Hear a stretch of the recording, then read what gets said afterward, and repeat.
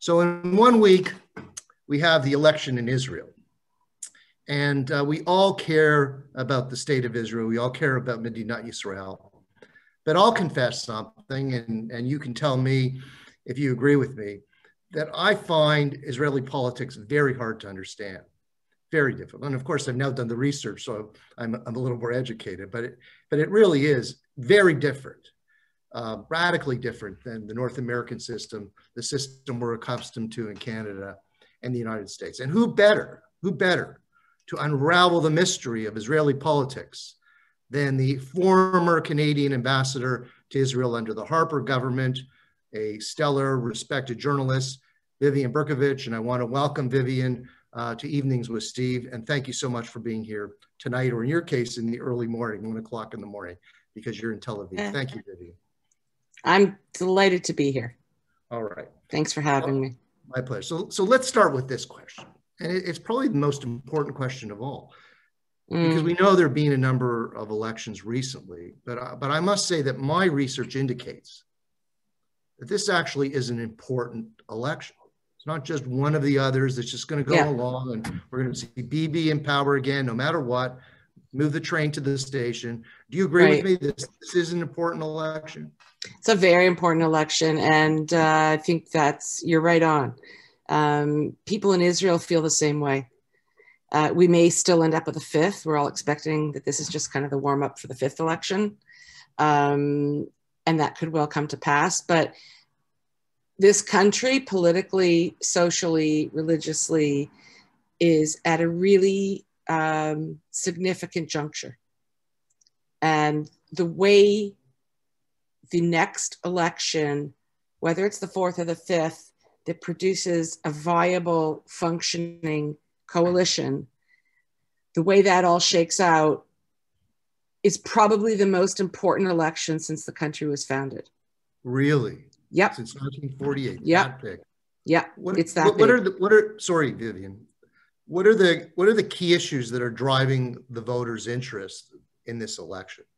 So, I mean, just to pick up on your comment at the beginning about how difficult it is to follow Israeli politics. I mean, so identifying the key issue is, I mean, it's a bit of a bag of snakes, but I'll do my best. The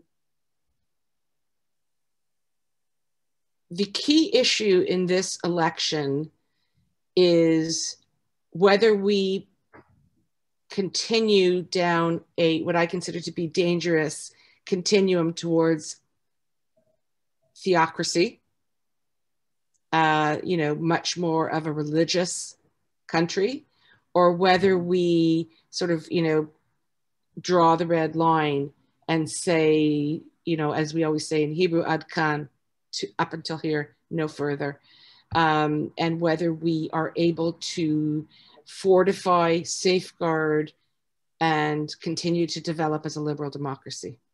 That's the juncture we're at. And even, everybody feels the same way. The ultra-Orthodox do, the traditional, religious Zionists, the secular people like me, and everything in between. This is a very, very profound juncture. So you want to know what the issues are? The main issue? We're going to. Okay, no, go ahead, because sorry, go ahead.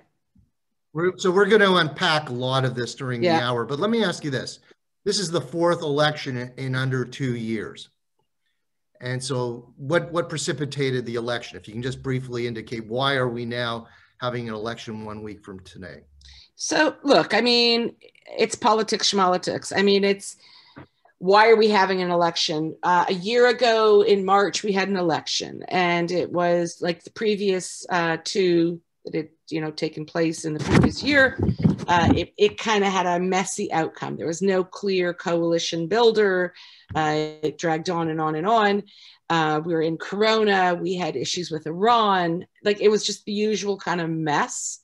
And eventually Benny Gantz, who I expect everyone on here knows, was the former IDF chief of staff, and he had formed this centrist party, blue and white, with Yair Lapid, and he had a roster of generals. And so they had a huge chunk of seats.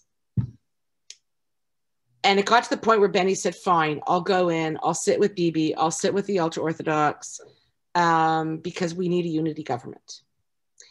And he made a deal with Bibi, and Bibi took him to the cleaners. I mean, you could see, everyone knew it at the time. No one can out-negotiate, outmaneuver, be more brilliant strategically, politically, in any way than Bibi. He just is, whatever people may think of him, or the man is a singular historical figure.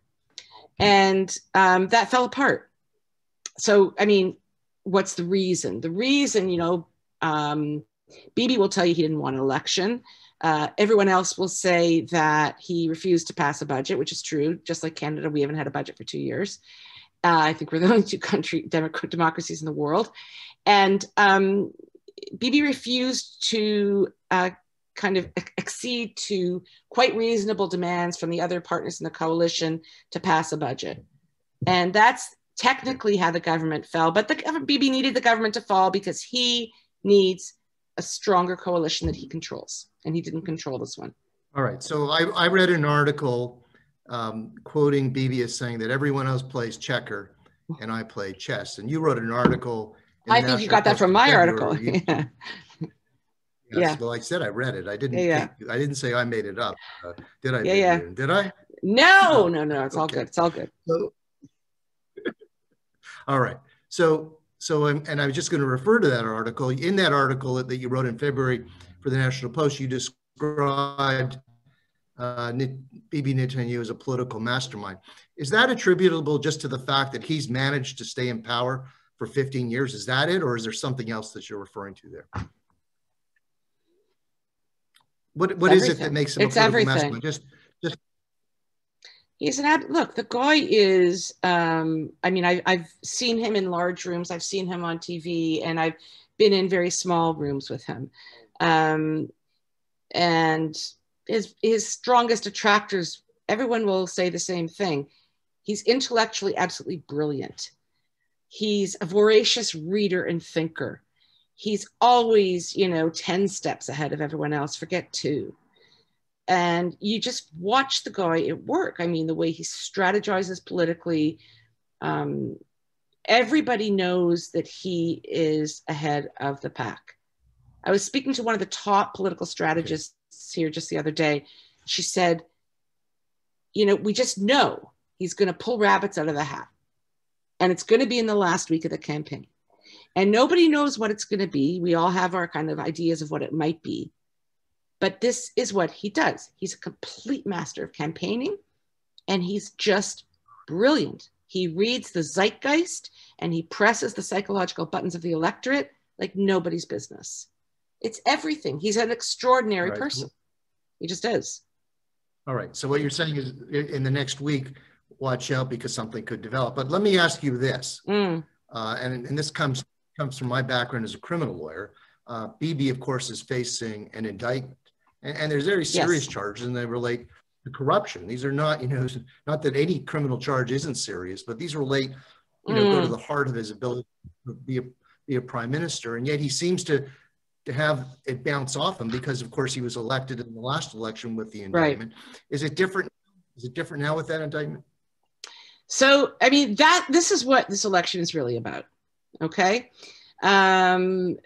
There's a completely hard-baked 25% of the electorate that will just vote for Bibi no matter what. Okay. Doesn't matter what happens, what he does. In my view, the indictments were more top of mind in the last election than they are this time. But here's what's going on, and here's why we keep having these elections. Bibi absolutely needs to control the Knesset. Why? Because he has been indicted on quite serious criminal charges, and he does not want to go to jail.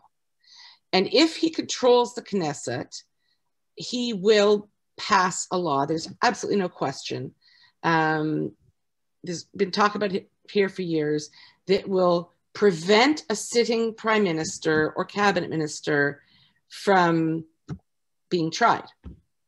Okay? So that would kind of stay in effect the charges while he's sitting. Right. Now, but here's where it gets, in my view, really interesting. He has this kind of, what they call the right-wing bloc, right? And who's in the right-wing bloc? The main parties in the right-wing bloc are the two ultra-Orthodox parties, United Torah and Shas. United Torah Judaism is more Ashkenaz, it's all Ashkenaz. Shas is Sephardic, Mizrahi, Middle Eastern Jews. The two leaders, Aryeh Deri is the leader of Shas, and now it's Moshe Gafni is the leader of United Torah Judaism, but it was Litzman, Yaakov Litzman, until a couple months ago. Litzman and Deri are both about to be charged. Deri has already done 4 years of prison time. When he was Minister of the Interior in the late 90s, he was convicted of various counts of fraud and bribery. Litzman is going to be charged with similar sorts of things. And those two have a very strong interest in not going to jail, as does Bibi.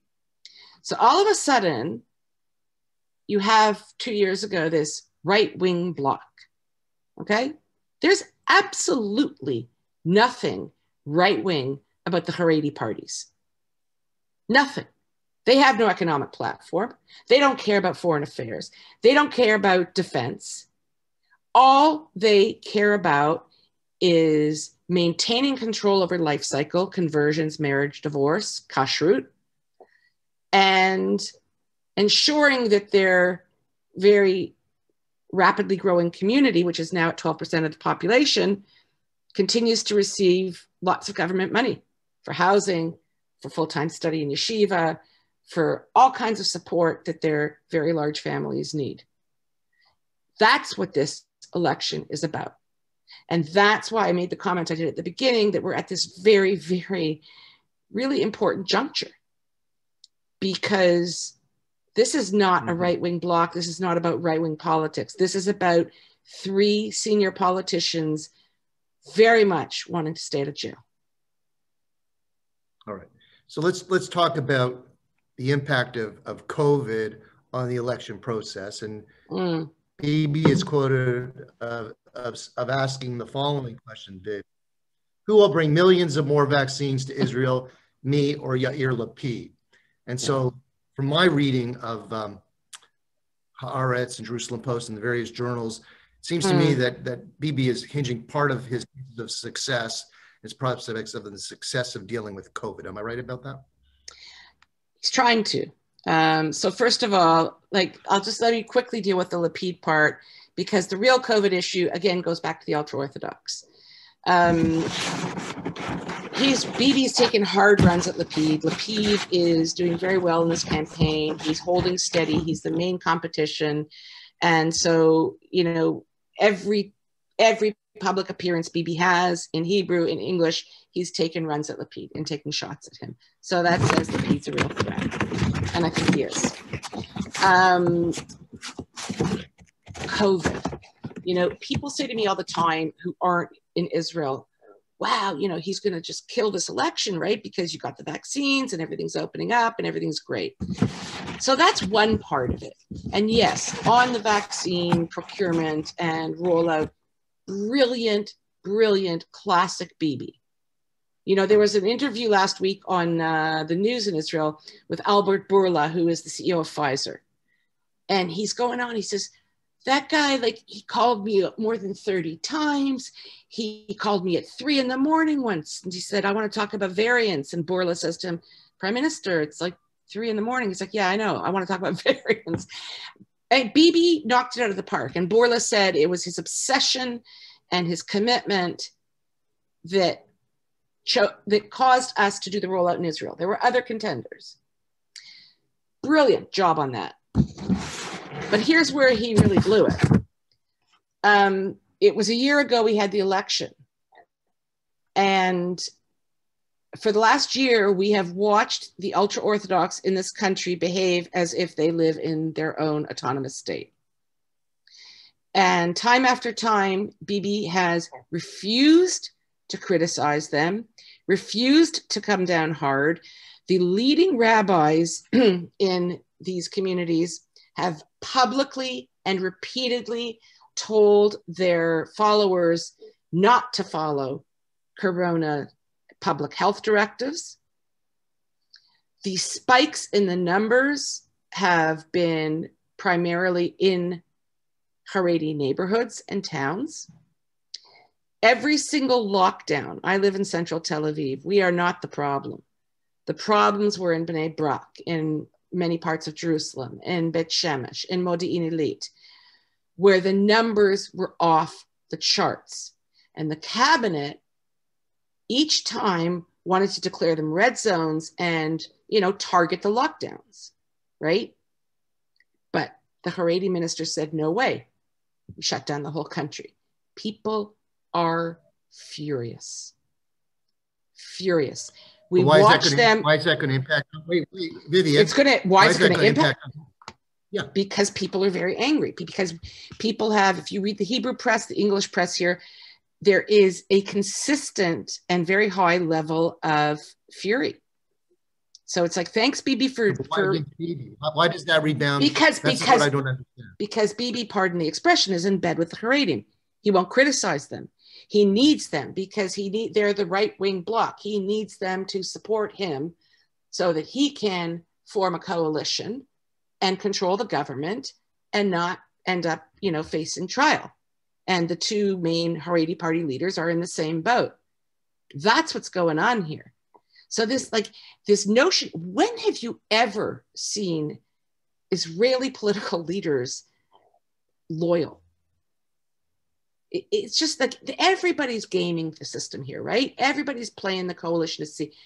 This crazy glue coalition has everything to do with personal interests and has nothing. So that's why the anger is, because he was unable to come down hard on them. Bibi was reduced. This has happened repeatedly. One of the main rabbis here, Chaim Kanievsky, a 93-year-old Litvaker, Lithuanians, they're very, very ascetic, very strict, not Hasidic, very powerful rabbi, repeatedly said, keep the yeshivas open, keep the mikvahs open, keep the shuls open. And Bibi repeatedly has been reduced to phoning his grandson, Yanki. Yanki's his aide, to tell him, please ask your grandfather to change his, to put out different directions and different directives. That's what's going on. I just want to say, for the record, though, just so it's abundantly clear, we're talking about the Haredi. There's certainly a component of religious Jews in Israel who do faithfully abide by the government regulations. Yes, we'll do that. We'll do that disclaimer. There are Haredim who abide by the directives. And the Haredim are the ultra-Orthodox. They're very different from the national religious, what we call the Tilumi here. Okay, I want to move on to another topic. Sure. So the topic that I want to talk to you about is the Iran nuclear arms agreement. And of course, Bibi is being very resistant and being very vociferous about his expressing his opposition to it. Worked with President Trump in an allied effort to stop it.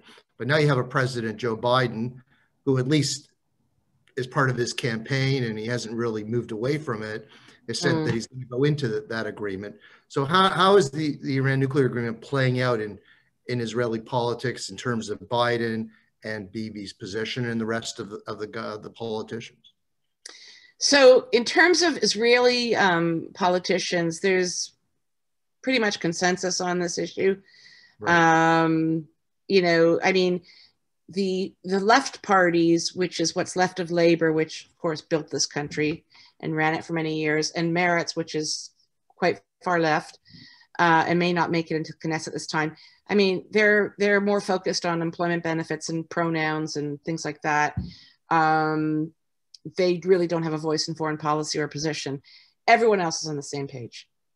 Okay. Everyone else is against the Iran deal. They work hard to distinguish themselves. So yeah, Bibi was right, but Lapid and Lieberman say, well, but he shouldn't have gone to speak to Congress. He became overly partisan.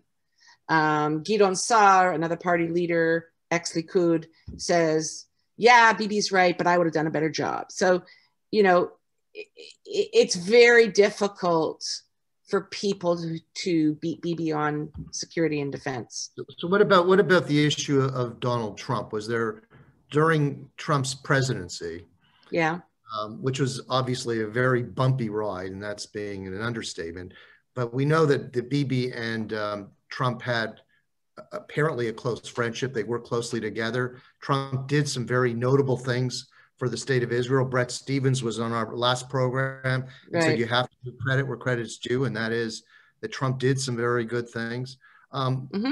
Is Trump still well regarded in Israel, or are there different views of him among political leaders? You know, it's really interesting. There was poll after poll while Trump was in power, and I think that Israelis, you know, felt similarly to the way many people watching tonight probably felt about Trump. The way he conducted himself personally and professionally left people uncomfortable. But on the Middle East, he was superb, not just Israel. So people found him difficult. They didn't love the guy, right. But there was, in poll after poll here, he polled over 80% approval. Right. So Israelis don't approve 80% of anything. Right. Right. Like, but there was a tremendous recognition and gratitude for what he did, not just in recognizing Jerusalem, not just in recognizing Israeli sovereignty over the Golan Heights, but, you know, he drew a red line, as did Obama, on Syria's use of chemical weapons. Trump acted. He responded militarily. Trump acted, and, you know, in a very decisive way with Iran. And he did so many other things in the Middle East that whether it's a broken clock is right twice a day, or he had, I think, on the Middle East, quite excellent people advising him. So I think people here are generally positive on his policy outcomes. All right. You wrote an article about courting the Anglo vote in Israel. And indeed, in Haaretz today, there was another article on the same theme, the importance of, really? of the Anglo vote. And I know that you quarrel a bit with the statistic, but there's a statistic of about 300,000 Anglo Jews in Israel. So why is the Anglo vote important, and how is it going to play out in this election? Really, really interesting. So first of all, we don't really know, because nobody's actually kept statistics. And what is how do we define Anglo voter, and how many are there? So let's just go with the number 300. I think it's probably actually quite a bit higher. Like probably more around, 500-ish, maybe even higher than that. Fine. The Anglo vote here has never kind of been a unified bloc in terms of issues in the same way that the Russians were. That's not to say that all Russians are the same, but you had, 1 million plus Russians coming in a very short period of time, and they did have common issues. Anglos come from very many different countries, tend to come from they're all from mature democracies, or more mature than Israel. And there's a very interesting development. Yair Lapid always did election events for Anglos. No one else bothered. This election, everyone, except for the Haredim and Meretz and Avodah, Labor, haven't done. Everyone's doing Anglo votes, and they're not just doing them. They're doing event after event. It's just like this, snowball. So why are they doing it? One reason is that they do an Anglo event. They can present to the Israeli public that they are very capable and competent in English, and then, they do the event, they put it on their Facebook page, and then Israelis are like, oh, wow, they can be just as good as Bibi. It's a kind of, they do the Anglo events to actually market to Israelis. That's one part of it. Another part is that the margins on this election are so tight, so razor sharp. And the issue is religion and state. And Anglo voters, one of the things this is anecdotal, it's not scientific, but I've been doing a lot of work on this for months. A lot of religious Anglo voters are voting centrist in this election. Sorry, I didn't hear what you said. Are voting a lot? What? They're voting centrist. Centrist. They're voting. Yeah, they're going basically Lapid or Lieberman. Lieberman's not quite a centrist, but Lieberman, his issue is separation of church and state. Lapid is all about that as well.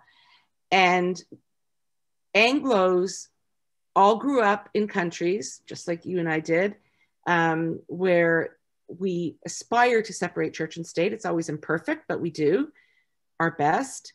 And we understand that it's not an assault or a threat to our identity. It's actually why we maintain our identity. Okay. And it's so we're starting to see even religious Anglos coming to vote. And so people are pandering to the Anglo vote. It's fun. Okay. Let's turn to the judiciary in Israel and a very important decision that was released last month by the Israeli High Court, and impacts on a number of the synagogues and institutions that are part of this program. And that is, of course, the ruling recognizing conversion by conservative and reform rabbis. And it wasn't well received, at least in some quarters of the religious community. I mean, I saw one disgraceful photo being used by one extreme religious group of a dog with a tallis. That's not an extreme group. Well, that was United Torah Judaism, and they hold 7 or 8 seats in the Knesset now, and they are Bibi's crazy glue right-wing bloc partners. You put a dog with a tallis, you're extreme by definition. Well, so that's what we're dealing with here. That's my answer to you. So my question is this. Bibi has come out warning of African migrants converting after the ruling. So he's already using the ruling, creating a rumble already of dissension, that trying to ferment concern about this. And so how is that high court ruling going to impact, if at all, on the election in a week from now? So first of all, I agree with you that they are extremists. The point I was trying to make is, there are voices that like to say, oh, it's just a fringe group. It's not fringe anymore. It's a big cohort, all right? And I don't want them to have more control. What impact is it having? Absolutely none. It's a complete, the only people who really are exercised about that are the ultra-Orthodox. And so Bibi coming out with that really quite inappropriate comment about African asylum seekers converting en masse and threatening, the Jewish character of Israel, that's pandering to the ultra-Orthodox. That's it. See, guys, I got your back. That's all that's about. No one else. The majority of this country really resent the Orthodox chokehold on conversions. But that their whole thing, they don't care about democracy and liberal democracy and the rule of law. They care about halakha. They care about Jewish law. And they still today control the life cycle conversions by Jewish/religious law. And they want to maintain that control. No one else cares. In fact, most people want it modernized. Okay. Let's talk about some of the other parties in this election. You've already alluded to Lieberman and right. But let's just, I'm going to throw some names at you and just tell me, just short in a brief synopsis, what do you know about the party? What is their impact on the election? So sure. Blue and white. So Blue and White was the superstar of the last election. That was the coalition of Yair Lapid's party and Benny Gantz and the generals. It was a whole mishmash of very excellent people. They did extremely well in the elections. They're over. It's gone. Okay. Gone. You hope. Interesting group of people. Gidon Saar, who's very, very strong, was a very, very strong and senior Likud man. Sort of took a few years off, came back, as does everyone. He clashes with Bibi, starts New Hope, brought some fantastic people in, all of whom had formerly been very close with Bibi, all former Likudniks, almost all of them. Started out, as most new parties do, with a lot of buzz, kind of fizzling out. He was polling at 20 about a month ago. He's now down to about 11. He'll get in, but he's not going to be quite as strong as he had hoped. He's very right-wing too, very right-wing. Right. You don't saw, very right-wing. We've already talked about it a bit, but Yesh Atid. So Yesh Atid, I mean, this is, look, Yair Lapid, former journalist, big personality in Israel. His father was as well, Tommy Lapid. He was a Holocaust survivor, and he was a broadcaster and politician, and Yair followed in his footsteps. 2013 was his first election, and he did extraordinarily well. He did like 20 mandates out of 120. And then he's kind of gone up and down. He's gone his way back up now. Lapid is disciplined. He's the most North American in some ways of all the politicians. He's disciplined. He's principled.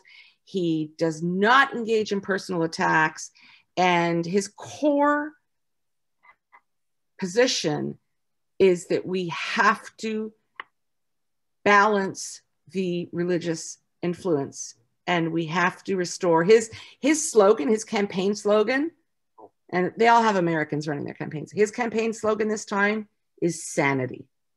Okay. So let's go to a different philosophy. Contrast about Yisrael Beitenu. Yisrael Beitenu, Lieberman. Right. Yeah. So look, Lieberman, I mean, he's an interesting character. Right. Yes, I would say interesting. That's a good word. He's an excellent politician.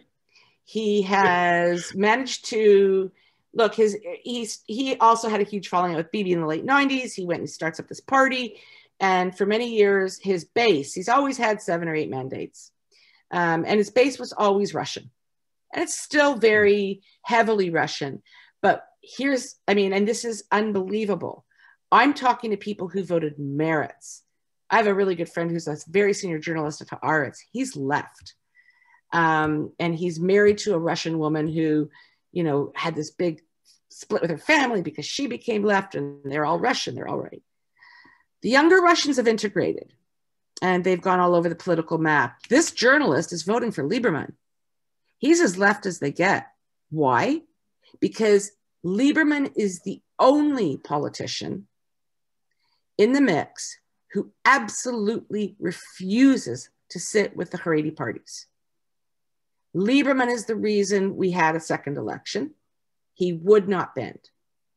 Everyone thought he would at the last minute. It was such a nail biter. He would not. And, so people have all kinds of things to say about Lieberman, positive and negative. He's represented his Russian constituents' interests very well, and he will fall on this sword. He will fall on this sword, and he won't sit with them, and they won't sit with him. And a lot of people want a strong Lieberman in this election. One of the interesting things that I observed in analyzing Israeli politics was, if not the collapse, certainly the near collapse of the Labor Party. The New York Times last week had an article or a column with the following title: "Can Merav Michaeli rescue the Labor Party? The Israeli feminists trying to save liberal Zionism." So can she do that, Vivian? She's done a great job so far. She's really injected a lot of very good energy. Merav Michaeli is a very impressive, again, like Lapid, she comes from broadcasting, just a kind of interesting, fun fact. Her grandfather was Kastner, of the Kastner train that got 1,200 Jews out of Hungary, including the Satmar rabbi. And he was sort of vilified in Israel. Merav Michaeli is very, very bright, very committed, very hardworking. And she is polling now at around 6 or 7. And that for Labor is fantastic. A lot of people, myself included, we need Labor. We need that voice. We need a full kind of, political spectrum in there. I don't know that I'd say that she's saving liberal democracy. I think that a lot of parties, frankly, all of the parties in the election right now, aside from Likud and the Haredi parties, are focused on liberal democratic values. All right. So let's talk about, let's talk about the new American president, Joe Biden. That's the next 4 years facing the state of Israel, and potentially more, at least with the president or the vice president. So you now have a Democratic president. I know how unpopular President Obama was in the state of Israel. It was a visceral reaction. I know that when I was there, it was very, very palpable. And I'm just wondering if the view in Israel is that this is Obama redux, that this is just an extension of the Obama administration, Biden having been his vice president, and we're just going to have 4 more years of turbulence and turmoil with this president, or are you going to give him a chance, or is it viewed differently? I think it's viewed differently. I think that, look, we all see Joe Biden on TV. He's an older man. He's not what he was. Biden is recognized by most people as being a friend of Israel. And I think that with him, what's more important and what people here are certainly focused on are the people around him. So having Tony Blinken, for example, as Secretary of State, and Tony was in a very senior position under Obama, and he was here, when I was in office, I met him. I mean, he's about as solid as they come, very professional, very, very bright, and very understanding with respect of the Israeli position and situation. There are some other people who have been put into senior positions that will influence the Middle East who are not fabulous, and Israel's very concerned about. And people are pretty much holding their breath, frankly, right now, and waiting to see kind of how the power structure settles out in the Biden administration, who's really pulling the reins.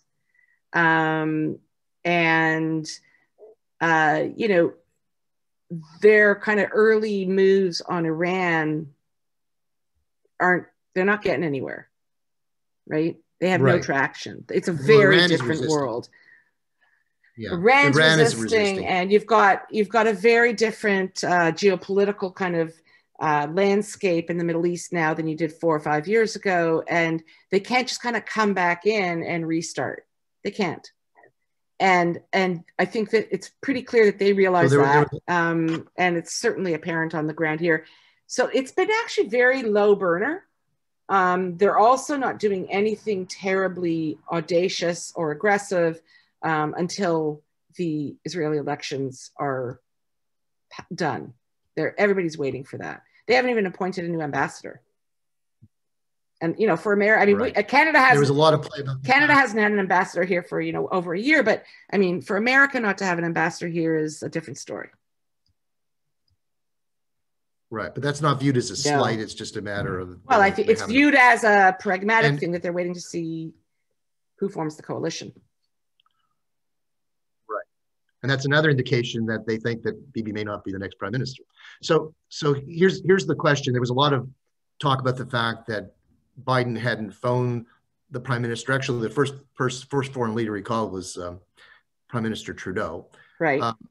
But then they did talk, and they spoke for an hour, and there's a picture of Bibi beaming. And so it would seem to me, and correct me if I'm wrong, that isn't a live issue anymore, that there isn't a sense that there's a personal problem. There's some issue between Joe Biden and Bibi Netanyahu, or am I wrong about that? So first of all, Biden phoning Justin first, that's been established protocol for decades and decades. Trump was the one who kind of, disrupted that. They phoned Canada first and Mexico, and there's an established order according to protocol. Having said that, Trump phoned Bibi, I think, within 4 hours, and many U.S. presidents have made Israel a priority. There was a lot of noise about that. I think it was a much ado about nothing. Is there a broigus between Bibi and Biden? Maybe. Nobody really knows. Did Biden perhaps, get some sort of, pleasure out of sticking it to Bibi a bit and giving him a hard time in the press? Probably. But in the end, the phone call's made. The relationship's much bigger than those two people and any sort of personal issues they may have. I don't think there was any big message to be read into that. I really don't. I think it was overblown. Okay. One of the things that I've noticed, is, again, it's just an observation, it's anecdotal, not a, a lot of mention about the issue of Palestinians' rights, Arab-Israeli relations in any articles leading up to the election. That does not seem to be an area of focus in this election. Am I right about that or wrong? Well, actually, with the issue with the Arab Israelis, no, the Palestinians are not an issue. I mean, what Trump has done in the Middle East has basically exposed, really, I mean, I'm not saying that there aren't problems and issues with the Palestinians, but the farce of it as being sort of the determiner, the issue that determines everything. It doesn't. The Arabs have abandoned them, and they have to get their own act together. So it's just not an issue. In terms of the Arab Israelis, a very interesting change coming about. The joint list of Arab parties, there were 4 parties in the joint list. One dropped out, and it's the Islamist Party. And he dropped out because he has been talking to Bibi about possibly supporting his coalition. I mean, the ironies never stop, right? And he currently has 4 seats in the Knesset, this leader. And Bibi has taken the opportunity to play up to the Arab-Israeli vote in a way we've never seen before. He's been making lots of visits to Arab-Israeli towns, made big shows. Whenever there was like the 500,000th person to be vaccinated or the millionth person, he always went into an Arab town for the photo op. He's looking for every opportunity to get into Arab towns to say, I'm here, support me. Look how I've changed the map. We've got peace with, UAE and Bahrain, and they're going to be, and Morocco. They're going to be more that follow. You're one of us. It's completely changed the way the Arab vote is playing and factoring in this election. Interesting. Yeah, very interesting. Is there any concern at all that a new administration would take the embassy out of Jerusalem, or is that just viewed as a fixture now? Something Biden's already said he's not doing it. Blinken said that. Tony Blinken, the Secretary of State, said, we're leaving it. They're going to leave it in. Okay. Yep. And what I wanted to ask you about are the polls. First of all, if anyone has any questions, because I'm coming to the end of my questions, so please just put them in the chat box and I'll be happy to ask them.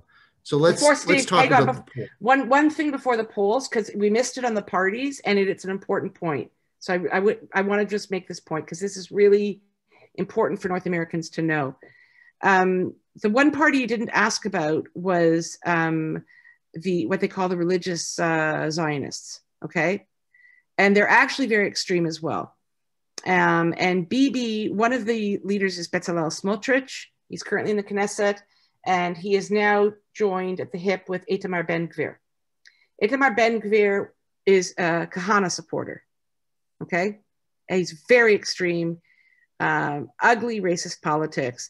And Bibi basically forced Smotrich. He said, you've got to work with Ben-Gvir because I need every right-wing vote I can get so we can get this coalition.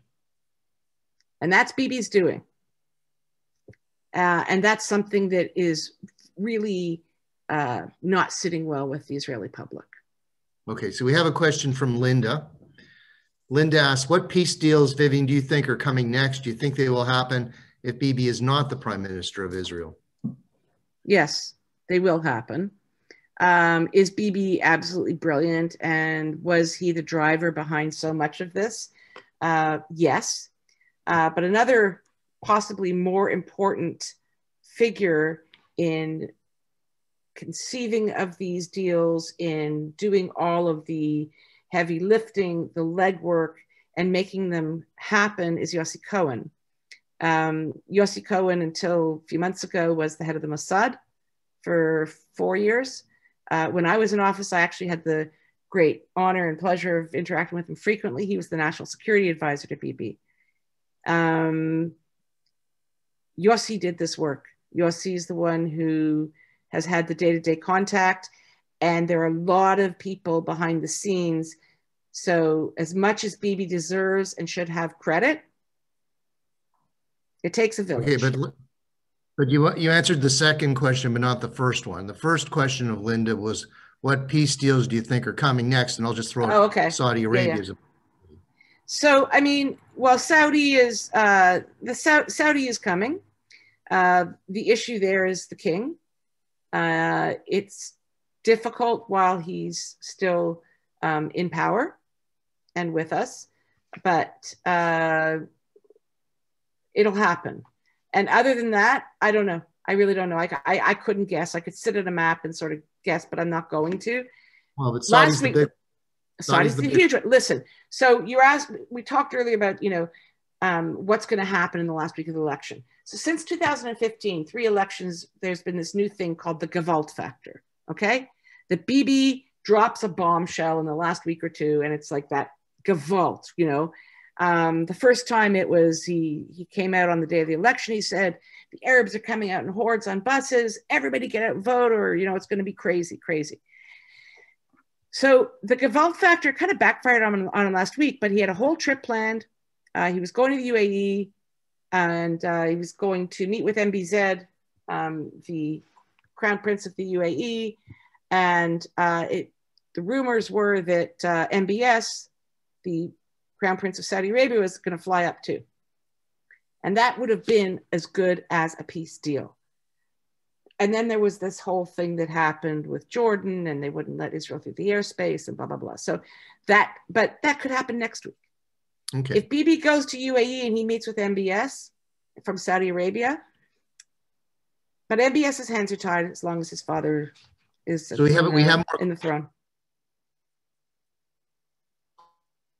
Questions. We have more questions, Vivian. So sure. It's wonderful. So here's a question from Irene. Irene asks, in terms of the Israeli election. I can't think of anything. Can you? I'm sorry, Irene. In other words, I'm just like, there's on a formal level, Canada-Israel relations are fine. But the reality is, you know, the political relationship isn't robust with this current government. And the economic relationship is anemic at best. So change in government here, I think the Canadian government has a lot of other things to worry about. I just don't see anything there. So Ian has a question that's going to draw on your experience as a former ambassador. So draw your mind back to that period in your life. His question is, Vivian, what is your most memorable experience as the Canadian ambassador? Something from behind the scenes that no one knows about that you can share with us. Wow. Good question, Ian. A very good question. I think that there are lots of them, and some of them I just can't really talk about.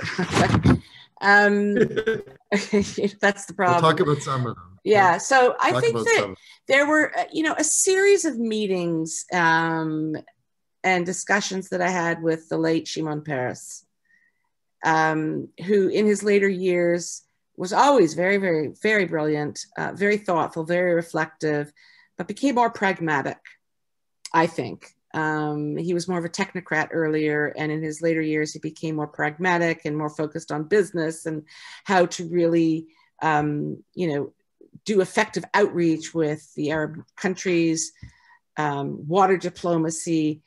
And I was just very struck by and touched by his openness to engage and discuss. I mean, it's not really like that great sizzling inside story you want. I have 2 of those in my head. I just can't talk about them. Sorry. That I wasn't prepared for. I needed time to think about that.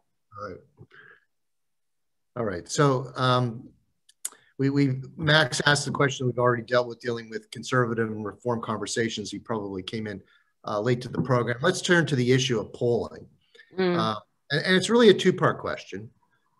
The first question is, how reliable are the polls in Israel? They may have been in the past very unreliable, but if they are reliable, what are the current trends? What do the polls tell you about the prospects of who will form the next government? Well, so they're actually not bad here, I find. And so like every day there's like, we're inundated with polls. Or so I don't think any country in the world does more polling than they do here. What the polls are telling us right now is that everything is on a knife edge and inconclusive. So there's no clear coalition. There just isn't. Okay. And that's why everyone thinks that unless there's some significant movement, and significant movement is 2 or 3 mandates, that we're going to have a 5th election. So Joe asked a question that ties into what my last question is. So I'm going to ask you first what Joe asked and then use my question, okay? And this is it. So the question from Joe is, what, and if you could just please delay until I ask mine. What do you think Bibi will do if he isn't PM? And my question is the following, that there was a Jerusalem Post article that was titled as follows: how will things look the day after Netanyahu leaves office? He's been the prime minister for 15 years. It may not be after, it will certainly be in the future. So what's going to happen in a post-Bibi Israel? Is it going to be radically different? Is Israel going to change, or can you continue with a different leader? Well, I mean, I think that no one is that indispensable. So, is it going to change? Absolutely. Can Israel continue with a different leader? Absolutely. I think, though, that what kind of Israel will we have is going to depend very much on what kind of coalition we have after this or the next election. I mean, it's impossible to answer. What will Bibi do if he's not in office? Should Bibi not be successful in this election? Let's just say, there's a decisive coalition of the center right, center left. Bibi's going to be on trial. That's what Bibi's going to be doing. And that's why he is fighting tooth and nail. Right. And as I pointed out at the beginning of the show, and I am familiar with the charges, they're serious. I mean, some are more serious than others, but they do have public corruption allegations. So he's that, and it may be the case. This may be the denouement of our show, but it may be the case that Donald Trump and Bibi Netanyahu are facing court cases at the same time in America and the state of Israel. So that's a very live possibility where Israel will be after Bibi leaves office. Not that I'm suggesting Bibi's trial should happen. Yeah, Bibi's trial, as you know, Steve, has started. Like he's I'm just saying the Trump may go to trial very quickly too, Vivian. There's some very aggressive prosecutors who are looking into him in the state of New York. So let me ask you this, because this is a very important question. When governments change in North America, the next day, or certainly within a couple of months in the United States, the new government comes in. But that's not the case in Israel. So it's not likely that no matter what happens a week from now, we're going to know who the prime minister is, who the government is. All the machinations occur after that. Am I right about that? Correct. I think it's 28 or 30 days after the election. So what happens is within a week or 10 days, all of the parties go in to see the president, Ruby Rivlin, and they make the recommendations. I will work with so-and-so. I recommend Lapid to form the coalition. I recommend Bibi. And Ruby has to kind of look at the landscape and make a decision on a nonpartisan basis, even though he hates Bibi and that's well known. He has to make a recommendation as to who he's going to allow to take the first crack. And whatever, they have, 2 weeks, 3 weeks, extensions, this, that, it never ends. But at a certain point, that's what happened after the third election. It pinged and ponged between Benny and Bibi, and eventually they formed a unity government. It's a long process, and it always goes to the 11th hour, always. All right. So if they have 3 weeks, you can bet your bottom dollar that they're going to go to 20 days. Yeah, I know. So we got a very nice note from Dave, and I think this will gratify you. Dave writes, "Thank you for an enlightening program this evening. Very interesting," with an exclamation mark. Thank you, Dave. That's very gracious of you. Thanks, Dave.